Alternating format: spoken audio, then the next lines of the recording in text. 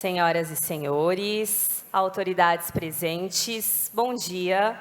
Sejam bem-vindos à abertura do 17º Encontro Nacional de Conforto no Ambiente Construído e o 13º Encontro Latino-Americano de Conforto no Ambiente Construído.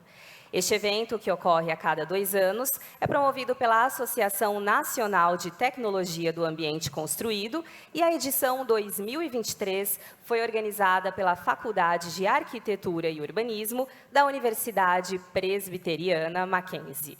Primeiramente, queremos convidar para compor a mesa de honra e receber os convidados desta manhã o professor Dr. Cleverson Pereira de Almeida, pró-reitor de Extensão e Cultura, que está representando o magnífico reitor da Universidade Presbiteriana Mackenzie, professor Dr.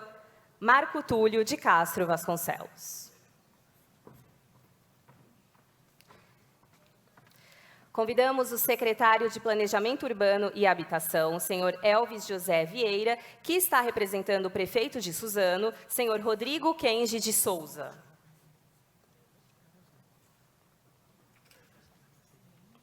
A secretária executiva do Comitê de Mudanças do Clima e Ecoeconomia do município de São Paulo, Laura Lúcia Vieira Seneviva.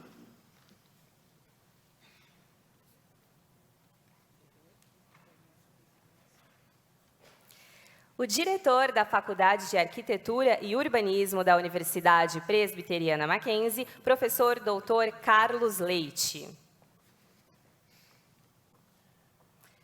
Convidamos também o diretor de Controladoria da Prefeitura Municipal de Arujá, senhor Marcelo Gonella de Andrade, representando o consórcio Condemate, por meio do prefeito de Arujá, senhor Luiz Camargo.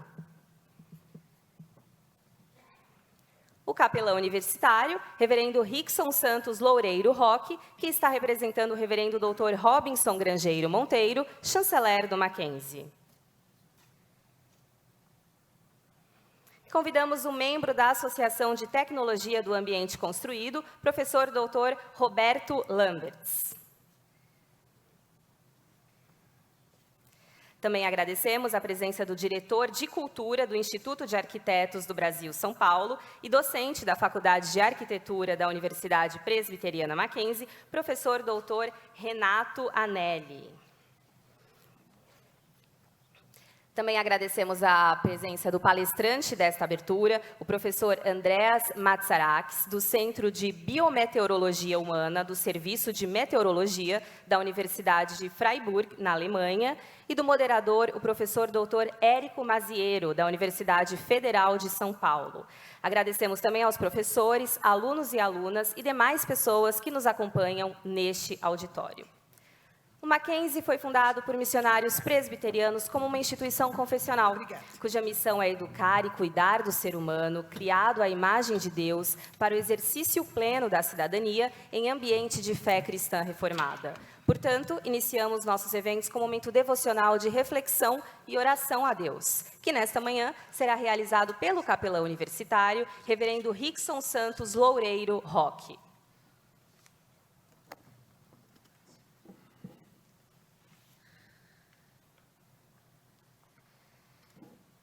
Bom dia a todos. É uma alegria poder participar aqui com vocês nesse início e abertura deste evento tão importante. E eu gostaria rapidamente aqui compartilhar algumas coisas a respeito do tema de hoje. E eu vou fundamentar tudo isso que eu vou falar com vocês aqui rapidamente num texto das Escrituras Sagradas. Está no livro de Gênesis, capítulo 2, verso de número 15. E o texto diz assim: o Senhor Deus colocou o homem no jardim do Éden para cuidar dele e cultivá-lo. O planeta Terra, a criação majestosa de Deus, ele é um presente a todos nós, confiado aos nossos cuidados, ao cuidado de toda a humanidade, de todo homem. E hoje nós enfrentamos desafios monumentais relacionados a essas mudanças climáticas que impactam a integridade do meio ambiente e do futuro da nossa casa em comum, do lugar que nós vivemos. Mas à luz da fé, nós somos chamados a refletir sobre o mandato cultural que Deus nos deu desde o início da história, que é o cuidado e a preservação da criação. O clima da terra, ele é um testemunho da sabedoria e da grandiosidade de Deus.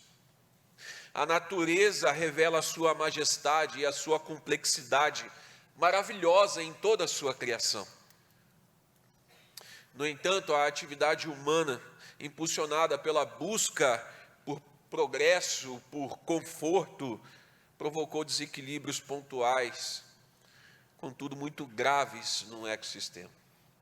Mas veja que o mandato cultural de cuidar dessa terra, dessa criação, ela está profundamente enraizada nas Escrituras Sagradas. Quando Deus confiou a Adão a responsabilidade de cultivar o jardim do Éden, Ele nos deu um modelo de como nós devemos agir como administradores sábios nessa terra. Este mandato não apenas nos convida a desfrutar dos recursos naturais, mas também nos desafia a sermos responsáveis por eles. Isso significa usar os recursos de forma sustentável, evitando o desperdício, agindo de maneira ética em relação ao meio ambiente. As mudanças climáticas não são apenas uma questão científica, mas, sobretudo, uma questão moral.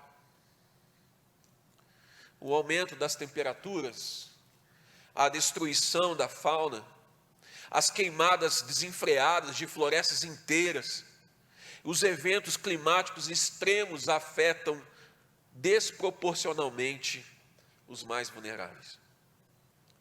E aí é essencial reconhecer que o nosso papel na preservação do meio ambiente, ela tem implicações diretas para a nossa geração nos dias de hoje e também do futuro que está por vir. Nós devemos buscar conhecimento, queridos, conscientização sobre as questões ambientais, sobre as questões da criação do Senhor e compartilhar essas informações sobre as práticas sustentáveis na cultura do nosso país. Por isso é muito importante cuidar da criação de Deus. São pequenas ações diárias, como reduzir talvez o consumo de produtos industrializados, reciclar, optar por energias sustentáveis, apoiar práticas de produção de produtos sustentáveis. Tudo isso tem um grande impacto quando exercido de forma coletiva e de forma propositiva. Portanto, se unir a iniciativas comunitárias, apoiar práticas ambientais responsáveis, incentivar ações que promovam a preservação do meio ambiente, tudo isso são passos que nós podemos e temos a oportunidade de darmos hoje. Em sua essência, o cuidado com o clima do planeta é uma expressão do amor ao próximo, do amor à criação de Deus. Quando nós abraçamos o mandato cultural de cuidar, de preservar o ambiente, nós testemunhamos a nossa gratidão a Deus pela maravilhosa dádiva da terra e agimos como guardiões fiéis do seu precioso presente. O Senhor Deus colocou o homem no jardim do Éden para cuidar dele e para cultivá-lo. Que possamos assumir essa consciência a todos nós, para vivermos melhor e cuidarmos melhor do ambiente comum que todos nós vivemos. Que Deus abençoe vocês, que Deus abençoe este evento. Mesmo em respeito às diferentes expressões religiosas aqui presentes, eu gostaria de convidá-los a me acompanhar numa oração, e eu gostaria de pedir a Deus que nos abençoasse nesse momento, nessa manhã. Pai, nós te rogamos, ó Deus, que o Senhor nos abençoe. A nossa universidade, a nossa instituição busca honrar e glorificar o Teu nome.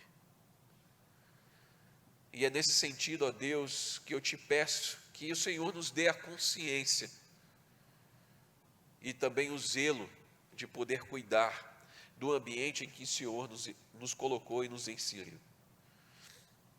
Que possamos ter a consciência de cuidar da nossa casa comum, do lugar que estamos, zelar por ela e cultivá-la para que a próxima geração também possa desfrutar dessa terra. Ó Deus, não só nos dê a consciência de cuidar de toda a criação, mas também nos dê a consciência de amar o próximo como gostaríamos de sermos amados.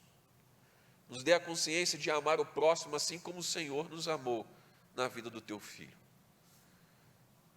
Esteja conosco, com todos nós aqui presentes neste evento.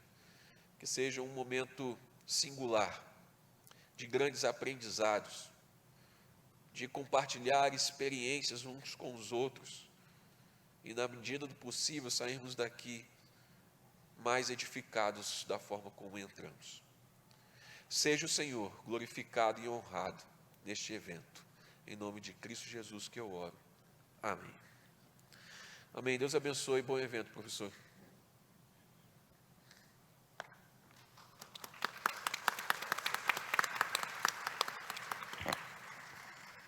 Convidamos para realizar a sua saudação o membro da Associação de Tecnologia do Ambiente Construído, professor Dr. Roberto Lamberts.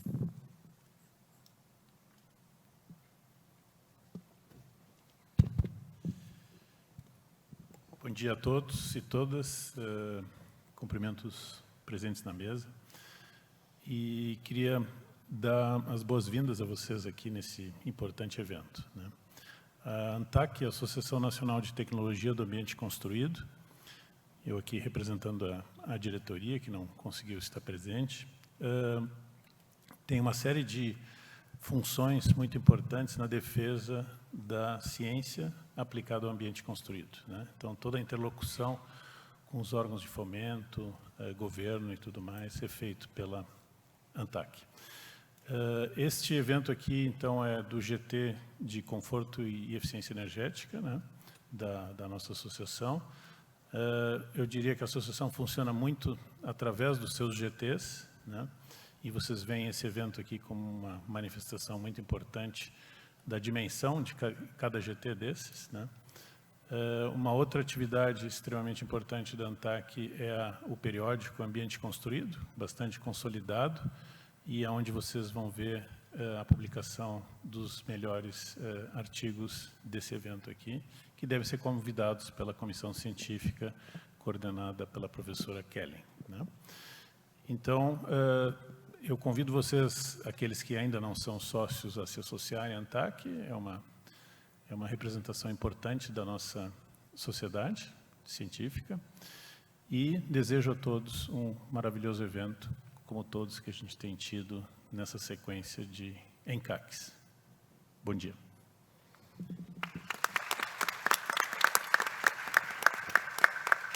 Convidamos para realizar a sua saudação o diretor de Controladoria da Prefeitura Municipal de Arujá, senhor Marcelo Gonella de Andrade.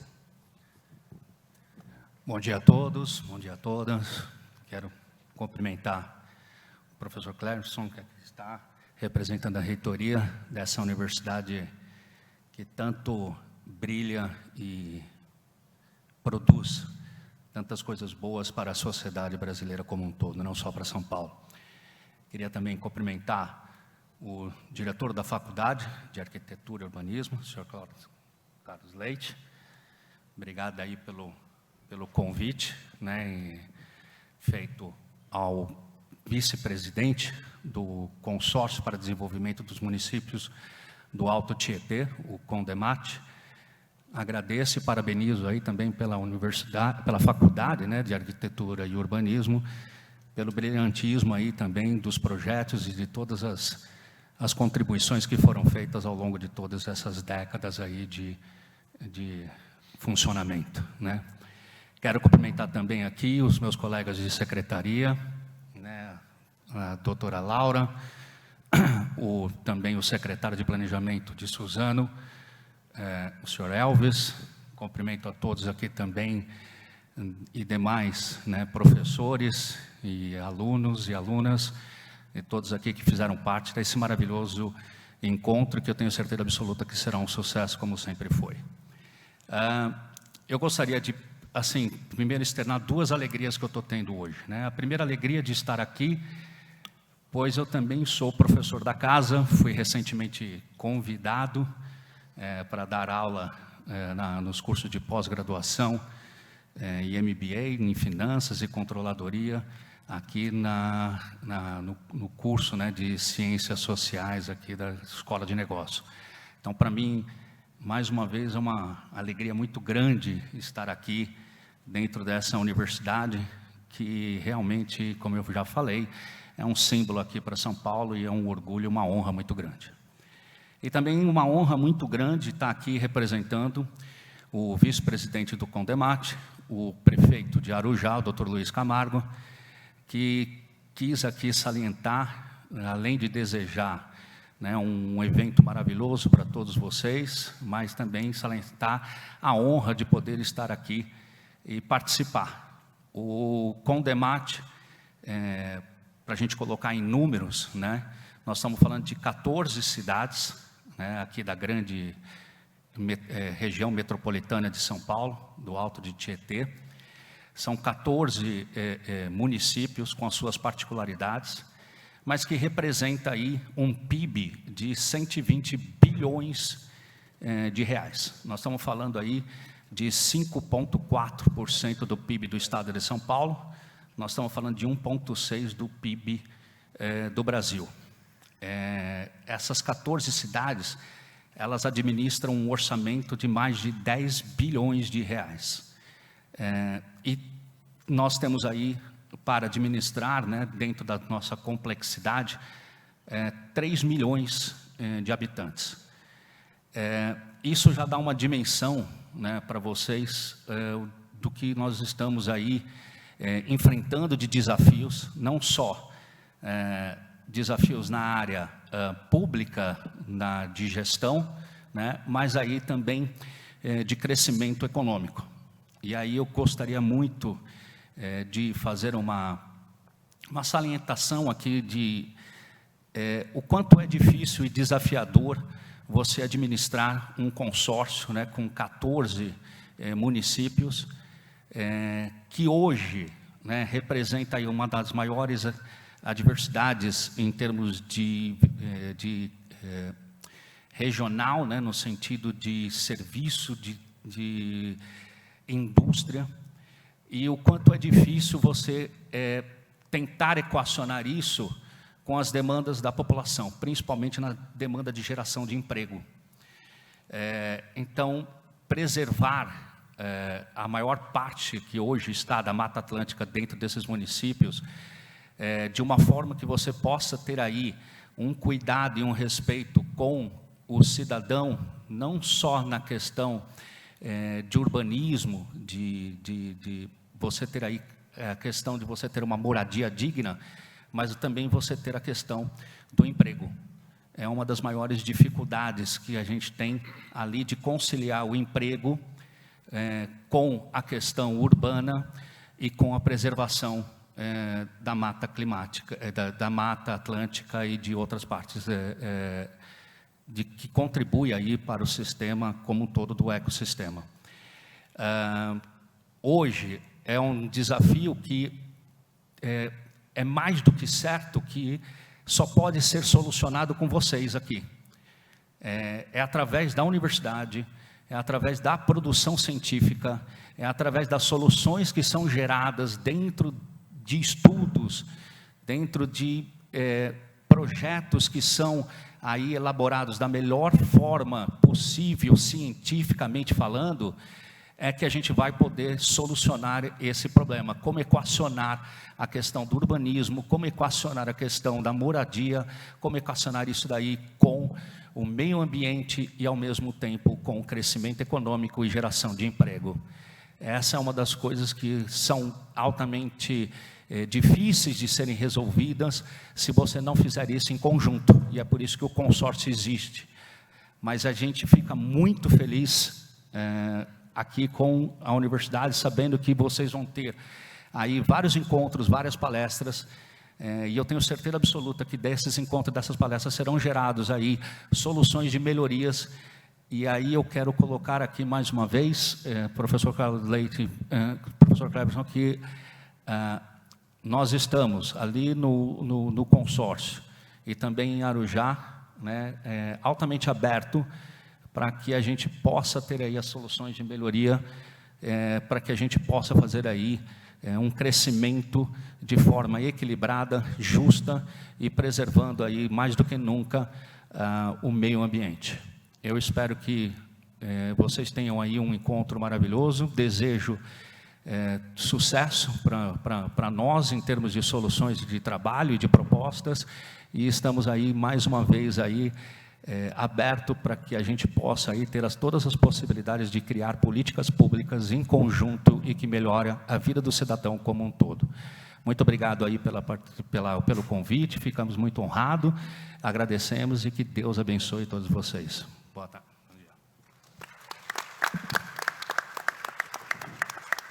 Convidamos para realizar a sua saudação o diretor da Faculdade de Arquitetura e Urbanismo da Universidade Presbiteriana Mackenzie, professor Dr. Carlos Leite. Bom dia a todas e todos. Muito brevemente, eu gostaria de dizer que fico muito satisfeito em recebê-los todos aqui. A escola tem desenvolvido estudos, pesquisas, e aí gostaria já de parabenizar aqui a nossa professora Lloyd, que organizou esse evento, nas áreas de conforto ambiental, tanto nas edificações quanto no ambiente urbano do urbanismo, né? Hoje, né, essa pauta é urgente, dramática, né, no nível mundial, no nível das cidades, do meio ambiente, mas eu me lembro, né, agora falando pessoalmente, há mais de 20 anos atrás, eu, um jovem mestrando na Universidade de São Paulo, participei de alguns encontros aqui de vocês e fico muito feliz, né, que nesses anos todos, nessas décadas, mais de uma década, né, de encontro, né, o 17º encontro, 13º encontro latino-americano de conforto ambiental, esse fórum, né, de pesquisa muito baseado em dados e evidências, né, esteja tendo essa continuidade e esse avanço. Então, para mim, como diretor aqui do Mackenzie, da Faculdade de Arquitetura e Urbanismo, da Universidade Presbiteriana Mackenzie, queria dar as boas-vindas a vocês, todos e todas, nesses 3 dias e que tenhamos um bom evento.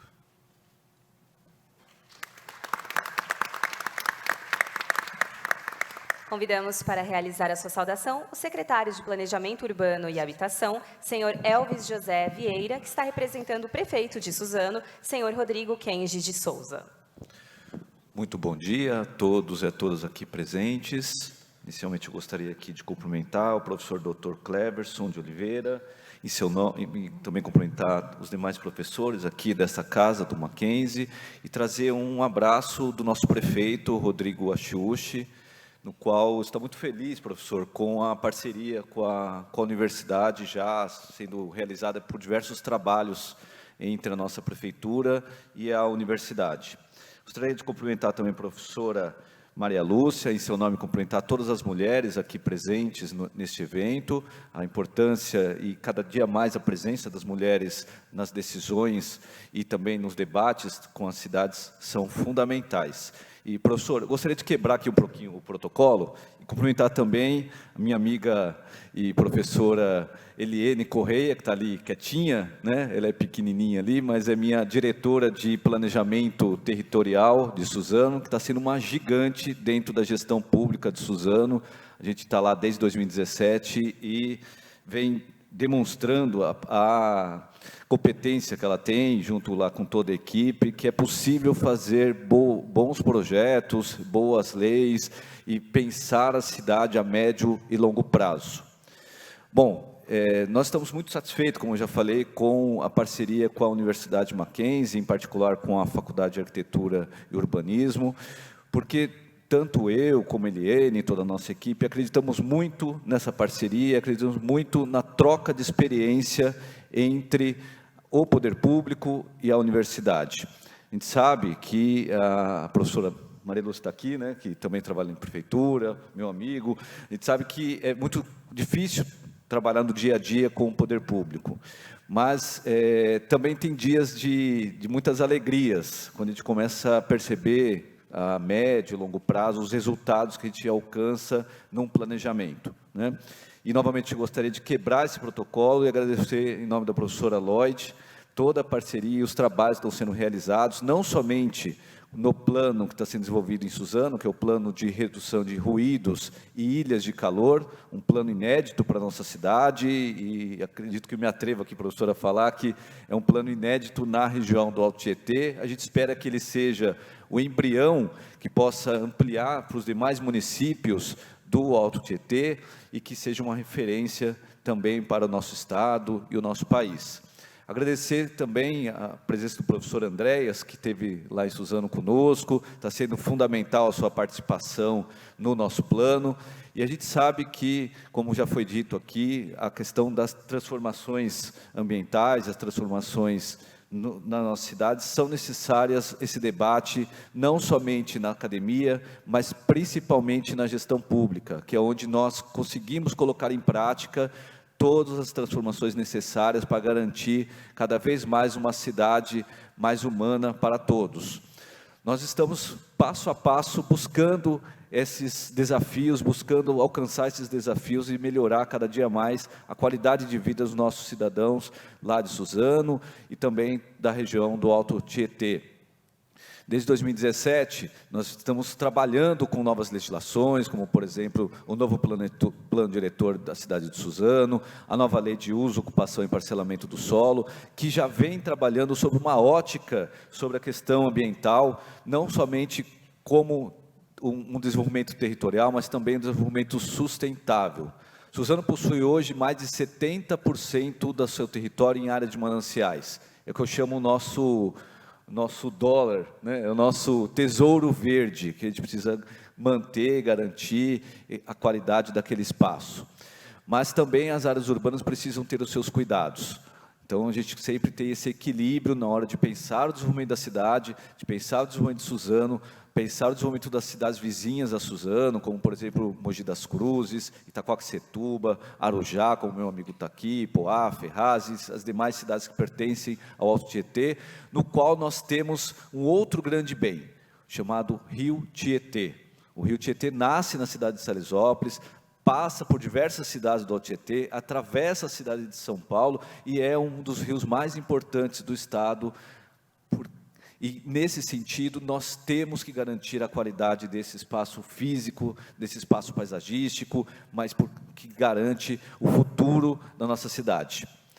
O mês passado nós tivemos a honra de ter a Mackenzie novamente num grande evento em Suzano, chamado Suzano do Amanhã mais 5, que tinha como objetivo debater inicialmente os primeiros 5 anos do nosso plano diretor, o que nós conseguimos colocar em prática, quais foram os desafios para os próximos anos, mas principalmente preparar a cidade para o futuro sobre a ótica das transformações ambientais, as transformações climáticas do nosso planeta. E colocamos em prática um outro plano, chamado Suzano 100 anos. Nossa cidade é muito nova, professor, diferentemente da nossa vizinha, Mogi das Cruzes, que é a segunda vila foi a segunda vila mais importante de São Paulo, e do ponto de vista histórico, administrativo, etc. Não é à toa que de lá nascem diversas cidades, como a própria Suzano, mas nós entendemos que, apesar de Suzano ter apenas 74 anos da sua emancipação administrativa, é necessário pensar o futuro a longo prazo. E nós estamos desenhando um plano agora para o Suzano dos 100 anos, a cidade que queremos ou a cidade que não queremos, pensando os grandes desafios que se tem quando Suzano alcançar o seu centenário. E não fazemos isso sozinho, como o nosso próprio prefeito já fala, A administração dele conclui-se agora em 2024, mas como ele sempre fala em todas as nossas reuniões, é uma administração que precisa deixar o seu legado para o futuro das próximas gerações. Então, os planos são feitos pensando a médio e longo prazo, e pensando não somente como administração pública, mas principalmente com as parcerias. Uma parceria que está dando certo, que é em conjunto com a Universidade Presbiteriana Mackenzie. Novamente agradeço a participação nesse evento, um importante debate a ser discutido. Somos muito felizes por sermos parceiros da universidade, estamos sempre à disposição em diversos trabalhos, e tenho certeza que durante esses 3 dias sairá grandes propostas e debates sobre o futuro das cidades e o futuro da nossa humanidade. Fique com Deus, muito obrigado. Neste momento, convidamos para realizar a sua saudação o professor Dr. Cleverson Pereira de Almeida, pró-reitor de Extensão e Cultura, que nesta manhã representa o magnífico reitor da Universidade Presbiteriana Mackenzie, professor Dr. Marco Túlio de Castro Vasconcelos. Bom dia a cada uma das pessoas aqui presentes. A nominata já foi feita, então vou dispensá-la, mas nos alegra muito, e eu trago um abraço do magnífico reitor, o professor Dr. Marco Túlio de Castro Vasconcelos, e também trago o meu abraço a cada um dos que aqui se faz presentes. A esta mesa nós temos representantes aqui notáveis do poder público, isso muito nos alegra, também de outras sociedades, de outros entes, não é, da sociedade organizada, isso também muito nos alegra, e eu fiquei a pensar, não sou desta área, não é, dessa área de atuação profissional e nem de formação, então fiquei a pensar, além das boas-vindas que já foram feitas pelo nosso anfitrião, o nosso querido professor Carlos Leite, e também pela professora Lloyd, não é, que de fato nos representam como anfitriões deste evento, o que poderia ser dito também a título de saudação, não é, aos presentes. E eu fiquei a pensar, então, um pouquinho, fiz aqui também breves anotações, de compartilhamento. Imaginei que, na minha ignorância muito grande sobre a área, eu talvez pudesse, e pretendo fazê-lo muito brevemente, compartilhamento sobre experiências que eu tenho vivenciado e que dizem respeito diretamente ou indiretamente ao tema sobre o qual vocês têm se debruçado com competência, porque 2 eventos que já passam da sua 10ª edição, eles não estão a acontecer por acaso. Nós não cremos nisso. Então, tem sido criada uma trajetória de respeitabilidade, de reputação, não é, de estudos e voltados para impacto transformacional.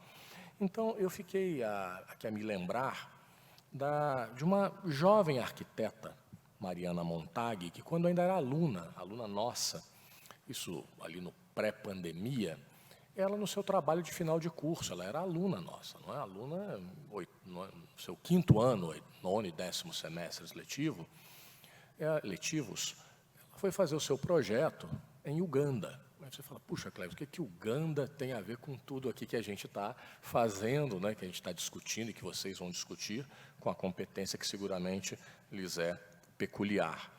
Mas a Mariana Montag foi uma comunidade lá de Uganda, orientada por um professor nosso, e um projeto dela, talvez aqui vários, se não a totalidade, já teve oportunidade de ler alguma coisa a respeito, que é o projeto chamado Casa de Djadja, onde, na verdade, mais do que uma pessoa, ela se envolveu com aquela comunidade de mulheres ali no entorno, não era nem num grande centro, e o impacto do trabalho ali desenvolvido era na perspectiva de ser uma iniciativa de emancipação, por meio da construção de uma casa, ou de um conjunto de casas a partir de uma primeira, com a participação direta da coletividade.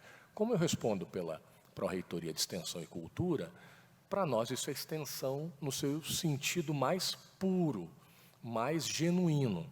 E claro que isso muito nos alegrou, a mim muito impactou, tanto é que 4, 5 anos depois eu estou aqui dividindo isso com vocês. Mas agora, muito recentemente, o professor Carlos Leite promoveu um evento na nossa Faculdade de Arquitetura e Urbanismo, que para mim foi um evento, para alguns talvez tenha sido um evento simples, pequeno, e para mim ele foi maravilhoso, para mim, porque eu tive a oportunidade de ouvir, aí sim também uma jovem arquiteta, de nome Esther Carro, que eu não a conhecia, e ela, 15, 20 minutos, ela fez um depoimento, e depois eu comecei a ir atrás, não é, do que esta mulher, essa jovem arquiteta tem feito. E ela está envolvida com, eu não sei se o termo mais apropriado é este, com requalificação de moradias, aqui em Paraisópolis, na comunidade de Paraisópolis. E ela, no meio da sua fala, disse que talvez o maior desafio que ela tivesse enfrentado até então foi quando ela se deparou com a necessidade de requalificar uma residência de 4 metros quadrados. Eu não é assim, usando uma terminologia não tão acadêmica, não é mais popular, como assim? Como assim? Eu fiquei a me perguntar ali, ouvindo aquela jovem arquiteta. E sim, foi muito impressionante, porque no seu depoimento ela dizia que, inclusive em contatos com outros profissionais da arquitetura, ela chegou a ouvir, porque ela começou a enfrentar dificuldades, pelo menos foi assim que eu entendi o seu depoimento, de como requalificar uma residência de 4 metros quadrados. A residência foi requalificada, parece que está com 5,5 ou 6 metros atualmente, até ela colocou um banheiro, conseguiu arrumar debaixo de uma escada. É um projeto, na minha visão e na minha ignorância temática, uma maravilha. Mas ela dizia nesse seu depoimento que, em consultas que foi fazer a outros profissionais, ela chegou a ouvir que, ora, uma pessoa que aprendeu, que estudou numa universidade e que tem condições, ou teria condições, de trabalhar em imóveis de 100, 200, 300 metros quadrados, qual o problema de trabalhar em 4? Alguma coisa nessa linha. Talvez eu esteja sendo um pouquinho hiperbólico aqui, mas garanto que não muito. Então, isso ficou, a mim, eu continuo a pensar sobre isso. E termino também com uma vivência, há algum tempo atrás, não muito, nós fomos convidados a visitar um projeto no qual nós também participamos aqui por meio de alguns dos nossos cursos, inclusive nosso curso de design, que era o projeto CISART, é o projeto CISART. E ok, então vamos pegar aqui o endereço, e o endereço foi Viaduto Pedrosa, e tem um número, o número eu não lembro de cabeça. E eu sou muito ignorante sobre muitas coisas. E eu imaginei, bom, Viaduto Pedrosa, eu sei onde fica, não é? Eu não sou aqui de São Paulo, mas eu já me localizo mais ou menos, não é? E eu pensei, bom, então isso aqui deve ser ou ali, não é? Imediatamente antes, ou imediatamente depois. Fui com um colega nosso aqui, coordenador da Pró-Reitoria, e nós fizemos exatamente isso. Nós fomos imediatamente ali no final do viaduto. Andamos, não achamos aquele número. Nós erramos, então vamos voltar lá para o início. Voltamos lá para o início, assim, conversando, rodamos, não achamos. Porque talvez vários, se não todos aqui saibam, o projeto fica no viaduto, na parte de baixo. Aquilo para mim era uma impossibilidade, insisto, eu sou muito ignorante sobre muitas coisas. E nós entramos lá. Aquilo é um mundo para a população que está em condições, não é, de morar na rua. E o que se faz ali, em termos de promoção, ou de tentativa de promoção de ações, também na perspectiva de transformação e de alguma dignidade para aquelas pessoas, é algo, na minha visão, estupendo, o que ali se faz, com apoio de universidades como esta. Então, com isso que eu quero dividir convosco, não é? Aqui, insisto, temos representantes do poder público, que muito nos alegra e muito nos impacta, no sentido de que temos feito coisas juntos, não é? Como o projeto ATES, que estamos, né, concluindo, que é com a Prefeitura de Taboão da Serra, um projeto também, na minha visão, dos mais significativos, porque é de assistência técnica para habitações de interesse social. Um projeto que durou 1 ano, voltado para a residência em arquitetura. Então, isso para nós também foi muito marcante e muito simbólico também. Então, com isso, e eu concluo, porque já me alonguei e peço-vos desculpas por isso, é uma declaração que a gente quer fazer aqui publicamente e a gente gosta de fazê-la também em outras oportunidades. É que esta universidade, nós da Universidade Presbiteriana Mackenzie, e por meio da sua Faculdade de Arquitetura e Urbanismo, mas também por meio de outras unidades acadêmicas, nós estamos e nós continuaremos atentos a todas e quaisquer iniciativas voltadas para a promoção de melhores condições de habitação e de trabalho, como me parece ser o caso, não é? Quando li um pouco a respeito do que vocês têm feito e pretendem continuar a fazer, particularmente quando isso envolver parcerias com o poder público e com organizações que estejam, de fato, verdadeiramente interessadas e comprometidas com esta promoção de maior dignidade e de qualidade de vida para uma população que nós sabemos aqui neste país com tantas e profundas assimetrias. Então, o nosso desejo é que a gente acredita ter feito isso no passado, acreditamos que estamos a fazer isso no presente, mas nós queremos olhar para o futuro e vislumbrar situações ainda melhores ou mais amenas para grande parte da nossa população. Muito obrigado pela sua atenção, que seja um grande evento, que os resultados aqui sejam, de fato, e sejam comprometidos com essa perspectiva de transformação. Muito obrigado. Senhoras e senhores, neste momento, encerrada a parte institucional, agradecemos a presença das autoridades e convidamos para se acomodarem nas primeiras fileiras da plateia, pois em instantes iniciaremos a palestra que terá como tema Bioclima Térmico como parte de possibilidades das adaptações climáticas e será proferida pelo professor Andrés Matsarakis.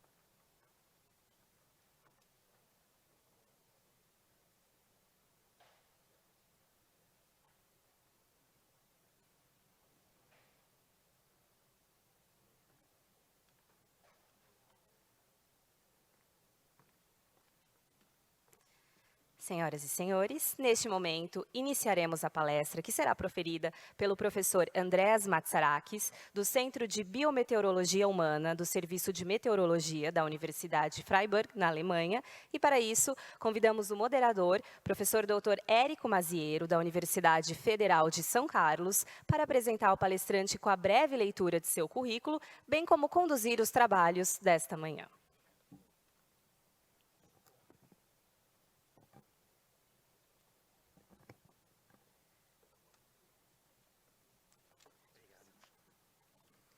Bom dia a todos e todas, é um prazer estar aqui e eu gostaria de agradecer toda a presença de todo mundo aqui.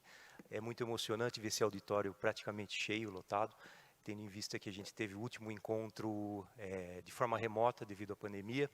Então esse é o primeiro evento do ENCAC após a pandemia, o que me alegra bastante ver todos vocês aqui, demonstra o engajamento e o interesse desse assunto para a sociedade.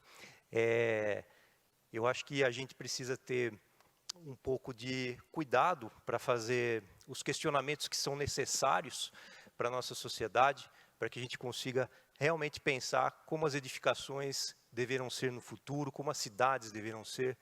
E acho que esse evento ele resume bastante o que se produz em termos científicos nessa área de atuação.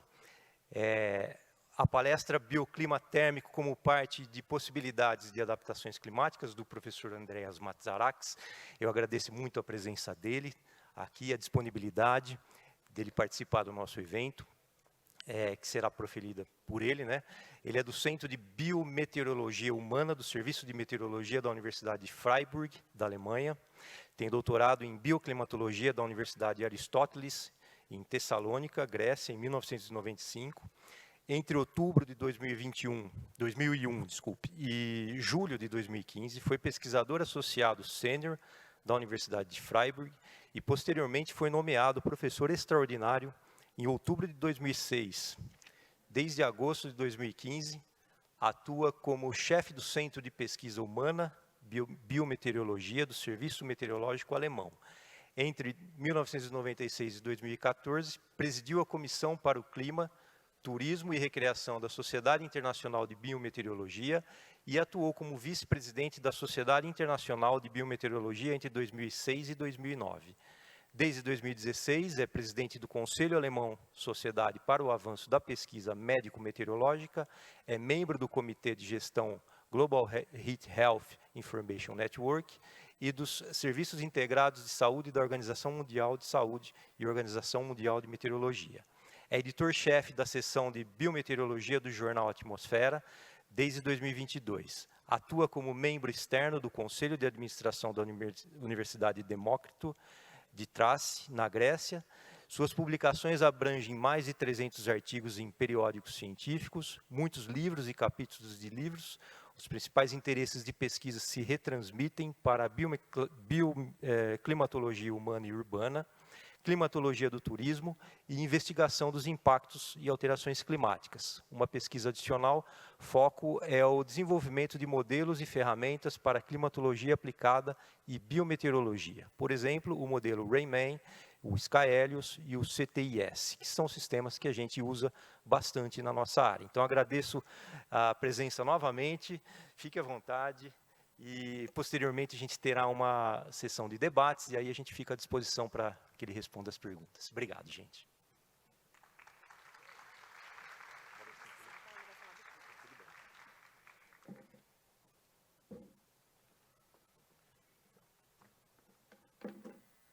Thank you very much for the introduction. Don't be afraid because of my voice by traveling a lot from winter to summer or vice versa. Sometimes produces some problems. It's an honor to be here. Only to mention, in the last 12 months, I was 3 times here in Mackenzie talking. For the people who will attend, they will see similar transparencies, maybe the same transparency, but the content will be different.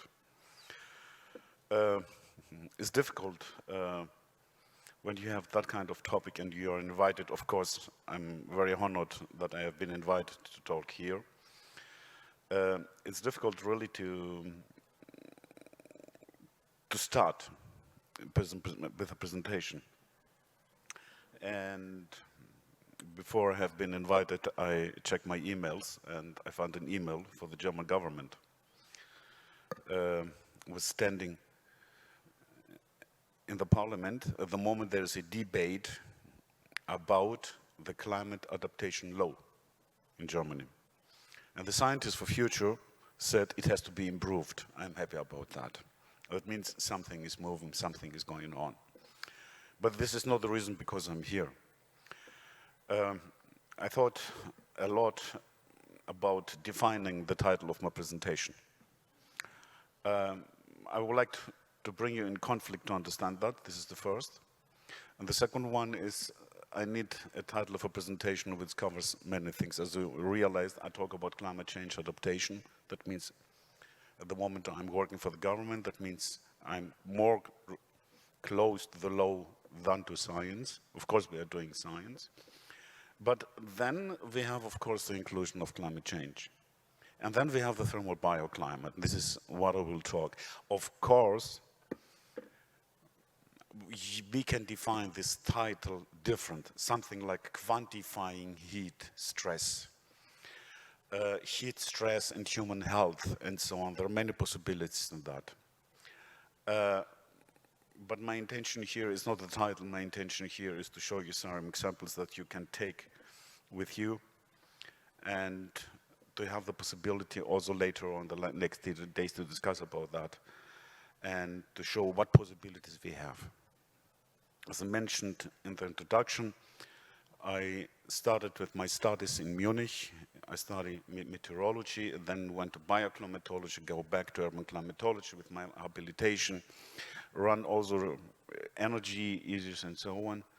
And at the moment, if people ask me, Andreas, what are you working now? What are you doing? And I'm scared when the people realize and ask me, are you working in public health? And finally I realized that I'm working in public health. And public health is an issue not because of COVID, but we have also some other factors which are the same or have the same importance. I will try in my presentation to talk comprehensive in many things, to go slightly in details. In some other points really refer on the challenges that we have in application. The one thing that we are doing in science is we produce wonderful papers, we produce wonderful results, and when we publish the paper, we go to the next paper. And we hope that they will apply. But let me say, the story in reality starts here after we have produced these results. It was for me very difficult about 10 years ago to leave university, leave science and go to administration or go to the government. And there I realized many things, and exactly the things that I realized, or some of them, I would like to tell you today, or I would like to present you today. So, before starting and going in detail about thermal bioclimate, because I know there can be misunderstanding in bioclimate. Architects understand bioclimate something different. I understand something different. The public understands something different. And I have here a wonderful example from a colleague, which is from Switzerland. And you see he published in 1986, this is really 40 years ago, a book about, or it was a paper about that, about temperature, he tried to bring together all the temperature regulation factors, which is related, of course, with cold conditions, thermal comfort conditions, but also for heat. And when you look on that, you see many factors or many terms that we in reality don't think about that.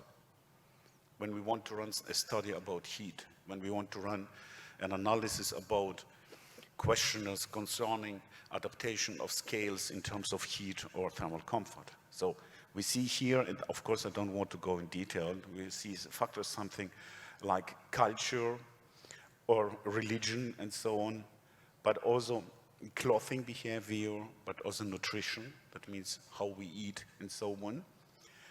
Also exercising, but we see several factors like social behavior, the intellectual behavior, spontaneous behavior, but the autonomic regulation and behavior. This is something what really is realized. And of course, then we have all the factors concerning climate, atmosphere, or environment.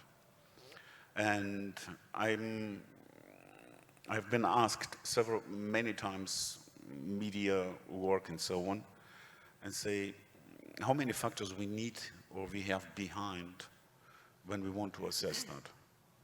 I assume it is more than 60. So now we have the challenge.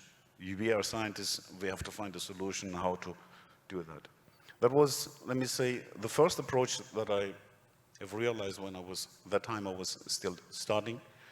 And then nowadays, also because of climate change, we have, let me say, more sophisticated graphics visualization and so on, which in reality present and show the factors that we need. In reality, what we can take with us here in order to quantify thermal comfort or heat stress is that we have human thermoregulation. This is something is running automatically, but we have also more factors which are implemented here. Please keep in mind the more than 60 factors and so on. And we have mechanisms which automatically start, but we have mechanisms that we as humans can, in reality, more or less damage. It's like driving a car, yeah? If you don't drive correctly, some damage will happen. And at the moment, we have also a very strong movement concerning the effects of heat. Because if we look on the results that we have from IPCC, we have droughts, we have forest fires, we have increase of the sea level, we have storms and so on, but heat is the one issue that we will have to deal really very detailed and comprehensive. This is a challenge for us. And we see here the possibilities that we have, or the effects that we have concerning heat. And I would like to mention last year a paper was been published,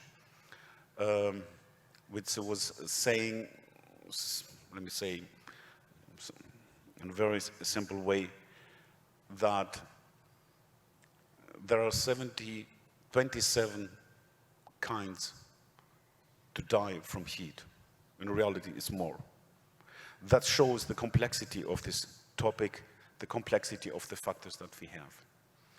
And we need information, but we don't need only information, we need the way how the information finally will receive or will go there to the specific persons and so on. And we have to keep in mind also, when we talk about thermal bioclimate, of course, heat is the one issue which will have to deal in the future, mostly. But we have indirect impacts, but we have also direct impacts. Most of the time, we look on the direct impacts. It's like heat illnesses, hospitalization, increase of mortality, but we have also the impacts on the health services. We have also on accidents, but also on the increased transmission and other factors and other sectors. And I'm not talking about natural ecosystems, but I'm talking also about the energy sector and so on. At the moment, we have a very good initiative. Is a gentle, let me say in that word, group worldwide created by the WHO and the WMO, World Meteorological Organization together, which is the Global Heat Health Information Network. And in the Global Heat Health Information Network, there are specific targets which can be set up, be used. And the one is the heat in the city. And why the heat in the city? Because there are two important things that concerning heat in the city. We live in cities, 70% of the people worldwide, and we spend 85% of our time of a day indoors.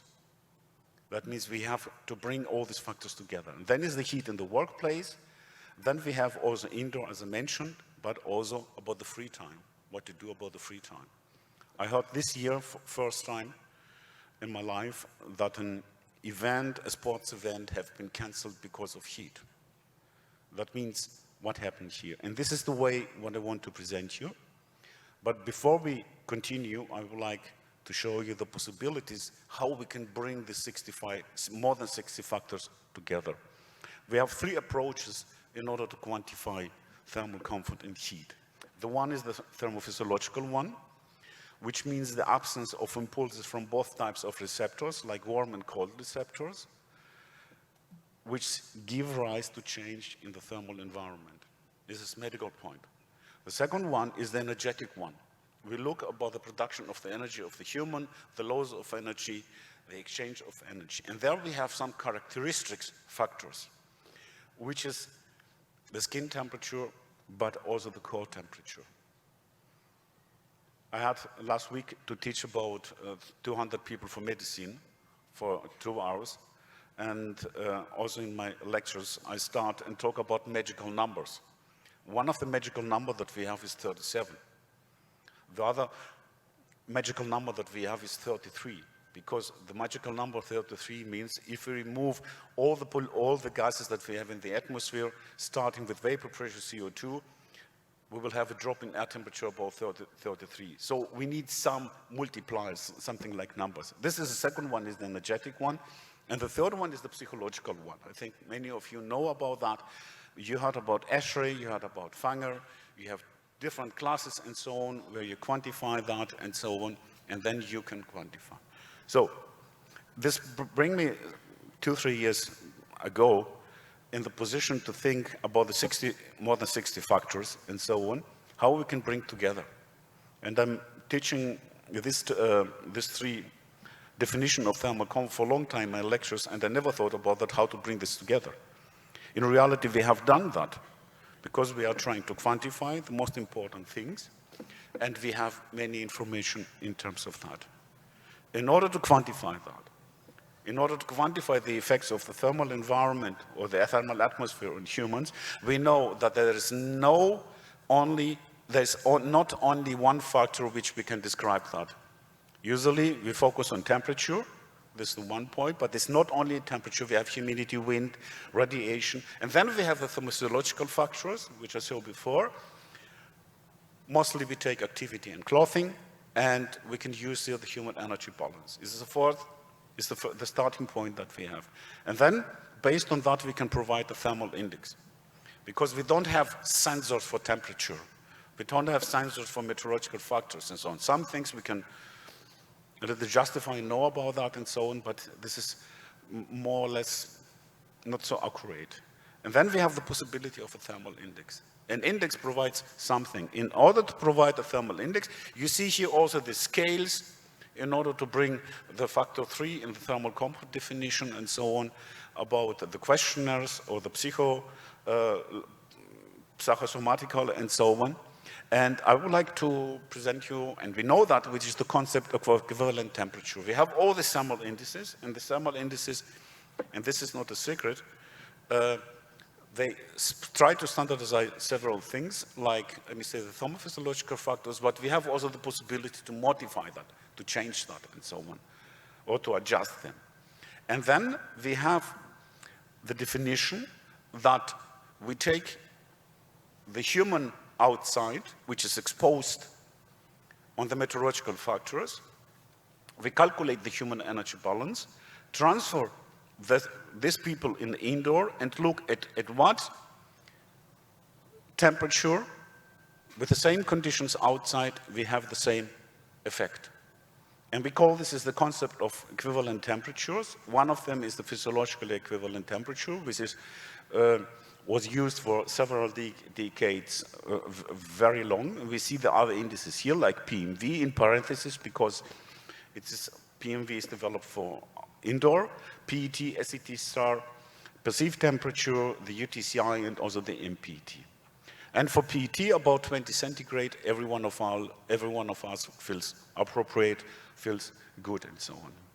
And there's a study from Henning Steiger, and Henning Steiger has put all these factors, all these indices together and quantified them for, let me say, more or less for factors like mortality, morbidity, and in general health, which is the most appropriate. And then finally, this indices that we have is close to 200 indices. It's more, a huge amount of number of that kind of indices shows that it's very difficult to describe, to quantify that. And so we have PET, we have PT, UTCI, and SET star, and we have also MPT, also in parentheses here, because we will need more knowledge about PT, but we have this knowledge in combination with PET, that scales have to be justified. And then we have a guideline. This is the guideline, which is very old. The first guideline about that was 1998, 1998, yes. And since 2022, last year, we have the new version where all these indices are included, how to quantify them, and so on. And of course, now we have a method. But we need some tools, we need some, let me say, possibilities in order to calculate them, because it's not an easy, it's not a linear function, 0.7 temperature, 0.3 humidity, and so on. And we need different tools, not only to produce these indices, but also to run the models, to make statistical analysis and so on, because this is important to know how these indices behave and what are the results, but also visualization. And we have several models, mostly microscale models. I think the one model that you don't know from this transparency is Palm4U. It's a new model developed in a huge group in Europe. It's a free available model. You don't have to pay for that. Let me say the model is now starting working like a kit. But I think in 2 or 3 years we will have also all the requirements in order to run very easy these models. That means at the moment you have to invest many time in that. All the other models, I think, you know. Of course, it's not needed to mention that 2 of these models are developed by my group. And we see here also on the right side how this indices is used and which models are used mostly. Of course, there are more models, but there are the models which are more used. Okay, we have a method. This is the concept of equivalent temperatures in order to quantify cold, in order to quantify heat, in order to quantify thermal comfort. Now, I would like to show you 4 examples, which is more, let me say, more or less popular examples where we can use the application, or where we can apply these indices here in order to get results and then really to do something with these results. The first example that I have here is how we can apply this for popular events. And one of these popular events is the FIFA 2022, but also the Olympic Games in Tokyo that we had, the last Olympic Games and so on. The first question that we analyzed or want to analyze is who is affected. Of course, we have the athletes, we have the spectators, but we have also let me say the authorities there, or the people who are responsible for that. And which is the target now? It's really, when we want to quantify sports event, is the target the athlete or the spectators? And we have run many time ago an analysis that and we published, and this analysis went through the media. I would like to mention this analysis went through the media in all the world except Germany. Was a little strange because of Franz Beckenbauer. They don't want to be enemies with the public, let me say the media and so on. And the headline of the study, or let me say not of the study, the headline was "The scientific proof that the Summer World Cup in Doha is too hot for fans." Please give a focus. That was 2014. Look who won. It's Argentina, yeah? So they know before, it seems so. And what we made in this analysis, the decision in order to give the games to Qatar, was they took that kind of diagram, temperature and precipitation, and finally they decide, and if you look on the values, you see something about 30, 35. It's not hot, but it's the mean monthly conditions. We analyze in this context in a different way. We took temperature, and we took also PET, and we analyze all the year, and we analyze based on an old climatological tradition, not in monthly resolution, but in decade resolution. That means we divided the month in 3 parts. And we find out, or the result of us was based on data was more than 10 years for Doha. We find out it's not appropriate to run the games in the summer. If you want to run in the summer, run it during the night. And then we analyze the more specific time, which is the best time of the day, and this exactly was what I mentioned before. But we see also huge differences between temperature and PET. That means PET is more appropriate, or any other thermal index. For heat, their relatives, close related, live all in the same home. And that was the analysis, and after that, there was a controversy between science and the organization for the Qatar Games. The organizer said, we can cool everything. Our suggestion was transfer the games to the winter. The FIFA then went to the winter, and there was diverse reactions and perceptions. It's a wonderful example about that, how science can really produce. We didn't have been the only one reason to transfer the games from summer to the winter. There was also some other factors which was also in the influence for the decision. But there's really a fantastic possibility that we have here. And based on that, and in Doha 2019 was the first, let me say, event who took place outdoors, not indoors, and there was the World Athletics there. And maybe you have seen these pictures of the collapse of the marathon runners and so on. And the headline here was everyone's loser at the World Athletic Championship in Qatar. Yeah? And the question that have been put by the World Athletics is, how will be Tokyo? And the story was that based on the Tokyo analysis, we had the possibility to run all this analysis for Tokyo, again, that we have made, or similar analysis. It was more comprehensive analysis in reality, including some other factors like sunshine duration, work rain, and so on. And then the decision was, not the decision, the result was, which the World Athletics bring to the IOC, the International Olympic Committee, and they decide to transfer marathon and 50 kilometers running from Tokyo to Sapporo.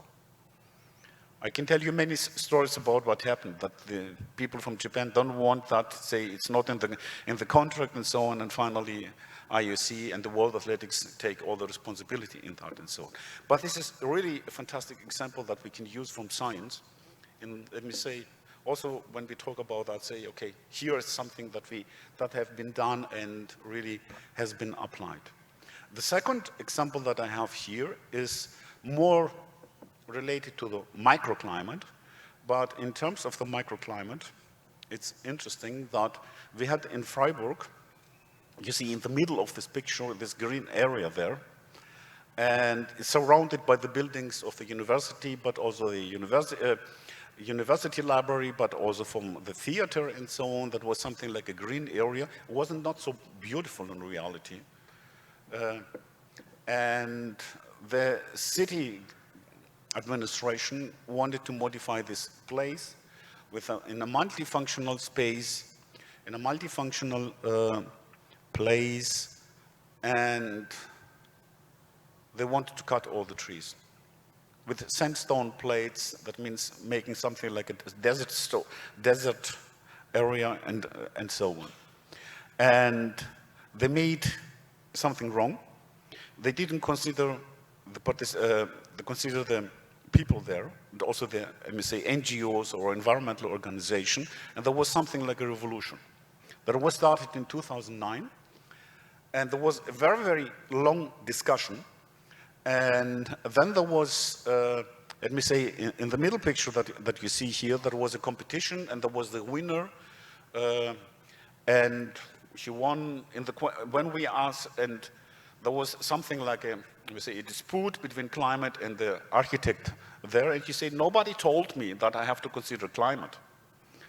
So, and I don't think that he wants to listen or to hear my name, but it's not a problem for me or for my staff. And then we had something like a suggestion or a plan which bring both factors together, that was done by the local newspaper there. And there was a long discussion from 2008, 2009 up to 2015, the long discussion about to change new running, new simulation, and so on. And the place now has been transformed. It's very often you see people in winter, in summer, all the day. People just accept this space. And I would like to mention, if you compare the one picture that you have in the upper area on the left side and the lower in the middle and so on, you see mostly similar trees because they're really the trees that has been there. And we have run also an analysis, and we want to run this analysis. It has to be in a very simple communicative way. And then there was where we see, maybe you can realize that there is also a tram. In the past, there was on the road, there was a bus station. They're moving the bus station a tree has to be also removed in order that the tram can pass thereby. And we analyze only the sky view factor. That means we remove one tree, which in reality was a little medium tree, 12-meter height, diameter of 8 meters, and so on. And then we analyze, based on the data that we had, we make also measurements for validation, but we run our models.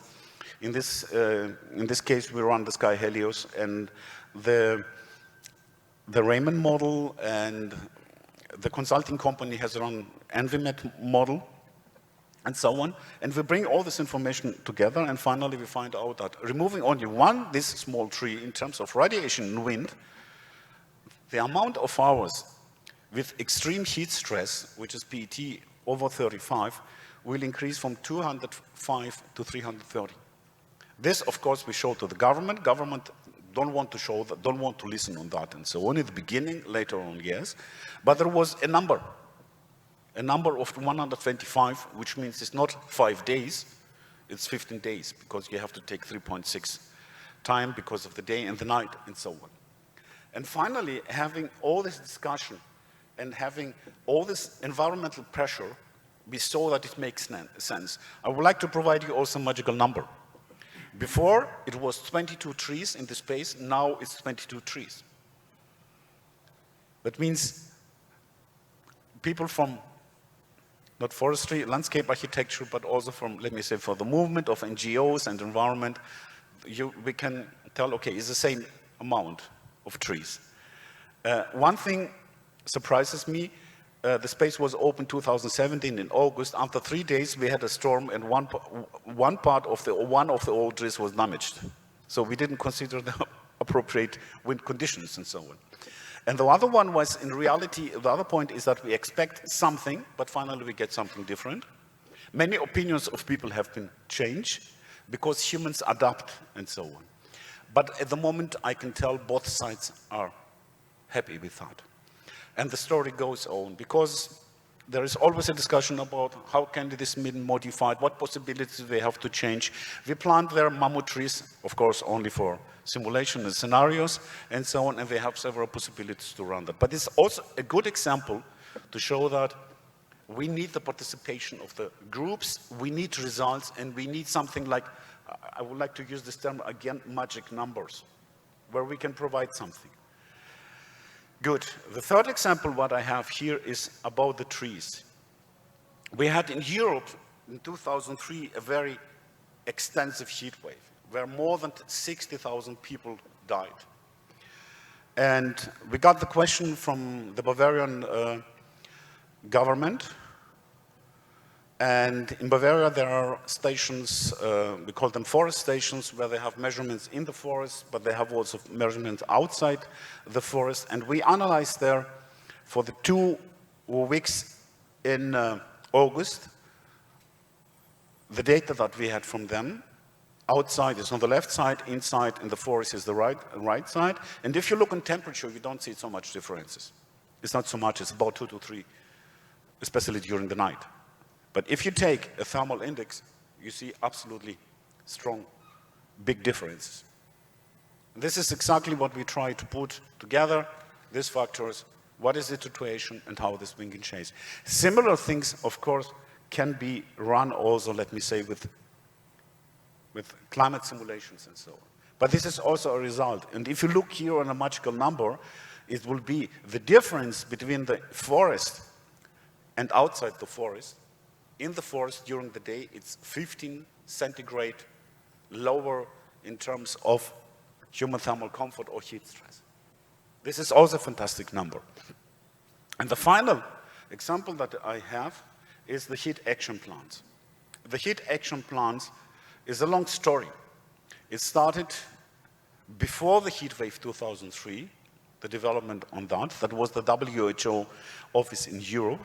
And they wanted to create heat health action plans to give health advices and so on.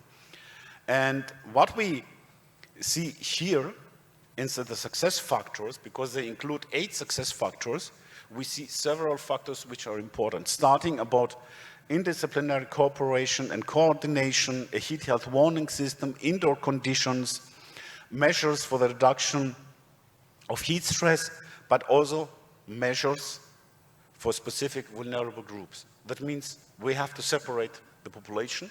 We have to see which is more exposed and so on.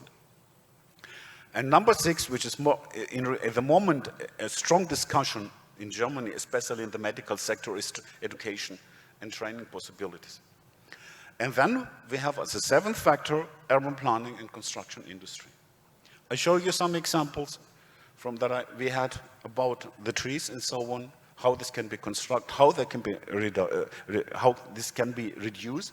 This is the reason because I talk about magical numbers. And finally, we have also something which is also important. This is the monitoring and evaluation. This graph, or let me say the success factors have been adjusted by me for the government in Germany. In reality, the original is similar, is a little different. But when we look on the heat health action plans, and we see on the second point is a warning system, an alert system. And in these alert systems, especially that we have in Freiburg, which we have developed in my lab, we have, of course, the weather forecast. We take all this information, use the method that I presented before, which is an index. In this case, is the perceived temperature. We know that the first heat wave is more effective than the last one or the later heat waves, because we have something like adaptation. That was also in the first one of the tables that I showed from the beginning from Wolf-Feyen. And then we get the thermal load categories. We know that the people are mostly indoors. We calculate for the indoor conditions by a model based on the meteorological data from the weather forecast that we have, and then we get a warning proposal. And this warning proposal is approved by a biometeorologist, and then we release warning for counties. And this is released for the government, for the ministries. We have 16 federal states in Germany, and each of them, we have an administration agreement with them that we have to deliver the warnings. Then it's for nursing homes, elderly homes, but also for the public. And then we know that people in cities are more exposed, but also elderly people are more exposed. And this is exactly what we consider, and we have different communication ways. And this communication ways is something which is very, very important, because releasing is like producing a paper and no one is reading that, or no one is using that, because these alerts or these warnings have to be really applied, have to be implemented in the process. And in this process, it's exactly what we try to do based on the heat action plans. That means when we talk about heat, when we talk about quantification, we need not only the examples that I show, but we need also something like a heat management. In reality, we'll talk about heat management. We know that urban climate, I don't want to go to the fundamentals about urban climate or climate change, but we know concerning health that heat is the one factor that we have to deal mostly in the future. And then we have the two possibilities, is mitigation and adaptation. I see my part in the science and the work that we are doing more in adaptation and less in mitigation, but in reality it has to be together, which is climate resilient planning. And we need all these actions, but having actions, we have to separate and to look on them on a short and long term, and we need not only qualitative, but also quantitative. So you can imagine what I will repeat again, we need magical numbers in order to provide this information. This is the popular examples that we have where we really can implement. But from science, we need also fundamental information. We need fundamental studies. I have an analysis here about urban morphology and urban planning that we performed last year in Santiago de Chile. Several studies have been run, similar studies also here in Brazil. We need all the factors where we can modify the urban heat on. And this starts not only by the materials that we have, but the cool roofs that we have and so on, but also about the urban morphology. Which is the best orientation? Which is the best aspect ratio? This we have to analyze. And then we have the possibility to provide, again, important informations for the government. The other one is the quantification, how to do that. And I have here transparency from Santos Nuri. He is from Portugal. And he tried to bring all the factors together that we talk about: green, blue, smart cities, and so on. And then he defined measure review frameworks, and he analyzed this in this form, let me say, in the form factors like vegetation, shelter canopies, materials, but also water and misting systems. And this is exactly what we need. We need the combination of the mesoscale, but we need the combination of the microscale. I see the architects more on the microscale. This is also a wonderful example. This is a summary paper. This is a review paper, more than 50 pages where you have all the factors which bring together. I'm pushing him to renew this paper. It's very interesting. But this is not all. Communication. We have to communicate that. And this is one of the most important factors. But in reality, I made a mistake in this transparency. I write implementation. We don't need the communication, we need the implementation, and the implementation has to be with more bigger letters. I talked before in the heat action plans about evaluation and monitoring. This is really important. All the measures that we are running, they have to be evaluated and so on. And then we need several communication paths. This is an example, what I showed before, from the heat health warning system. It starts from everyone. And if you will ask me, Andreas, which is the word that you use mostly in Germany, in the media, is neighborhood help. Because we need that in order to transfer this communication, transfer this information. Exactly, the ministers have started discussing also about that. And then we need a common language. This is from the lady who was responsible for the urban planning office in Freiburg. This is her nomenclature, her description. She talked about shade. Meteorologists talk about global radiation. She talk about cold air production, we talk about something different. That means we have to find a common language. And I think this is very important in that. And finally, and this is, I think, one of my last transparencies, the Global Heat Health Information Network, which I showed in the beginning, has produced a guidance note for the media. We have to communicate climate change and the possibilities that we have, not in the negative way. Everything will be wrong, everything will be more worse and so on, but we have to communicate, let me say, in a more appropriate way. Not showing pictures who are dying, but showing pictures who are drinking water. And the best strategy for climate adaptation is this one. I'm sorry, I'm making a mistake. I think this is the third one. The second one is shade. The first one is siesta, but in the shade, but drinking water. This is the way how we have to communicate that, but implement. We have many factors that we can transfer. We know much about thermal comfort. We know much about heat stress and so on. And this is exactly the time in order to, in cooperation, not only with authorities, but also with the public, but also with the media. Media is a very important factor. This is exactly what I learned in the last year at most. Talk with the media. I don't like that in reality, but I have to do that. Thank you very much.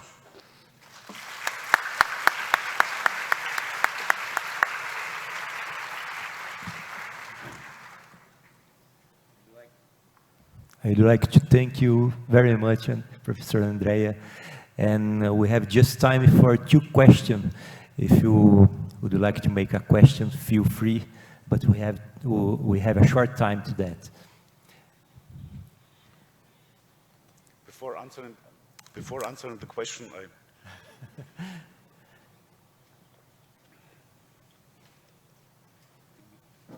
Teu microfone vai chegar até você. Eu não enxergo quem é. Da professora Denise, muito obrigado.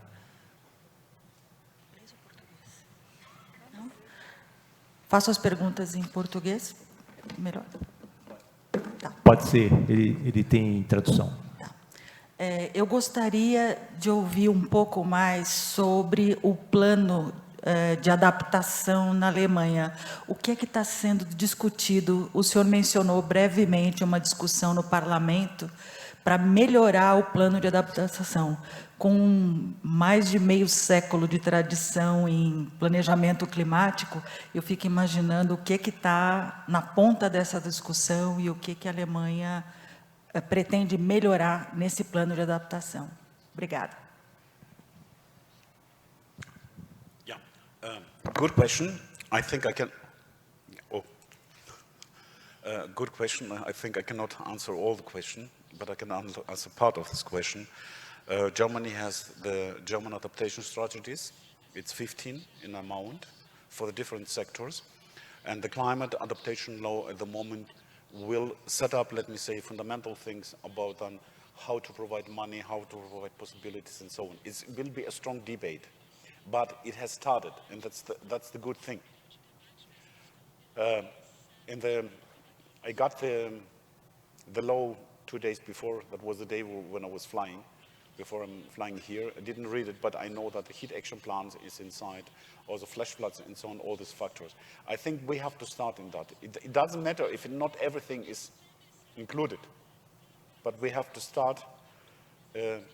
And this is also something that we talk, when we talk about heat action plans, cities say, we don't have the people, we don't have the money to do that. And the answer from our side is, yes, but you have still done something that you sell, let me say in that word, sell as adaptation or mitigation. Look what is possible and start with the things that you have, use the networks that you have, and try, that is, let me say, something like a very fast thing that can be done, can be implemented, and doesn't cost so much. Yeah. Thank you for the question. Outra questão? So, can I make... tem uma. Bom dia a todos. Eu sou a professora Liliane, de Palmas, Tocantins, onde foi da última vez o ENCAC, né? Mas ele foi infelizmente online, vocês não puderam conhecer o nosso clima quente, o nosso clima tão instável nessa época. Achei muito interessante a sua palestra nesse sentido de aliar os estudos sobre os índices de conforto, por exemplo, com a organização de eventos. Porque quando nós estávamos organizando o ENCAC, foi uma discussão bem pesada entre nós lá em Palmas, de que data a gente ia colocar. Porque no mês de setembro é o mês em que a gente tem maior instabilidade atmosférica e o período em que a gente tem as maiores temperaturas, né? Onde já temos recordes de 40, 41 até 44 graus nessa época. E chuvas intensas, 70, 100 milímetros em 1 hora. Então, a gente estava bastante preocupado em como realizar o ENCAC, né, levar todo mundo para lá, e nós temos uma incidência de raios muito grande, e a queda da energia é constante. Quando chega uma chuva, a gente já está tirando tudo da tomada. Tira, porque a gente perde equipamentos, já perdemos equipamentos importantes lá na nossa instituição, por exatamente desatenção à proteção contra raios, né? Nosso curso lá de Engenharia Elétrica tem uma parte de estudo só sobre isso, só sobre a questão de proteção, porque lá é bastante intenso. E acabamos por decidir, na época, em realizar no mês de outubro, porque é um mês que, normalmente, a gente vem tendo menos pressão, né, digamos assim, um clima menos extremo, né? A gente começa a ter uma quantidade maior de chuvas, vai reduzindo e vai conseguindo realizar o evento. Mas isso é feito de uma forma assim, muito empírica, muito... Nem empírico a gente poderia dizer, vai na sensação mesmo de cada um, na percepção de cada um. E aí eu vejo esse trabalho junto a eventos, né? E a importância dele voltar isso a diversos eventos que nós temos em todo o país, né? E a gente não tem essa política, né? Então, eu queria saber mais sobre essa política lá na Alemanha, sobre, localmente, né? Eu vi que foi comentado aí sobre a Copa e outros eventos, Olimpíadas, outros eventos internacionais, né? De dimensão planetária mesmo, mas localmente, como é essa política na Alemanha? Até para trazer como experiência para a gente, porque lá em Palmas a gente precisa. Essa falta de planejamento, o máximo que a gente tem, acho que em Brasília também é dessa forma, redução ou suspensão das aulas em período de baixa umidade relativa. É o máximo que a gente consegue ter lá, né? Suspendem as aulas, porque realmente fica abaixo de 20%, abaixo de 10%, fica perigoso para a saúde, mas é só, né? politicamente, a gente não tem nenhum outro tipo de intervenção.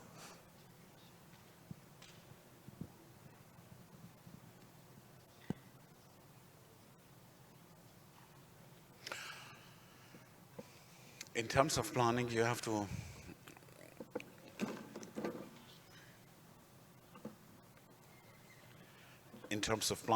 separate in different time scales. First of all is the warning systems that you mentioned about the possibility. The warning system is not only in heat. There are several warning systems which you also have.